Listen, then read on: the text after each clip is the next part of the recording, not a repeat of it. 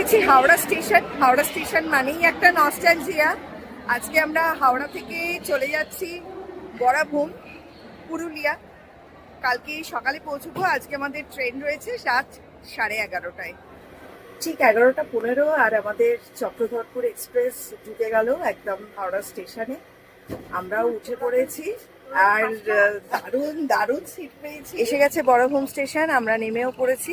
এবারে স্টেশনের বাইরে আমাদের গাড়ি অপেক্ষা করছে, সেখানেই আমরা যাব।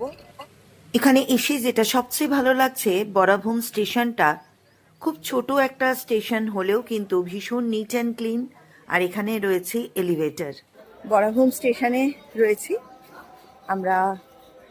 কলকাতা থেকে চলে এলাম, কালকে রাত্রে উঠেছিলাম। ট্রেন একদম রাইট টাইম ছিল। আমাদের বরাভূমে ট্রেন নামিয়ে দিল ঠিক 7:10-এ। পর্যটকদের কথা ভেবে বরাভূম স্টেশনে লিফটের ব্যবস্থা রয়েছে।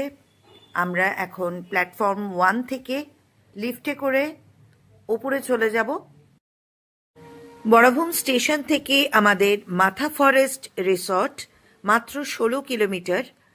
আমরা মিনিট 20-র মধ্যেই পৌঁছে গেলাম মাথা ফরেস্ট রিসর্ট আর চেক ইন করে নিলাম।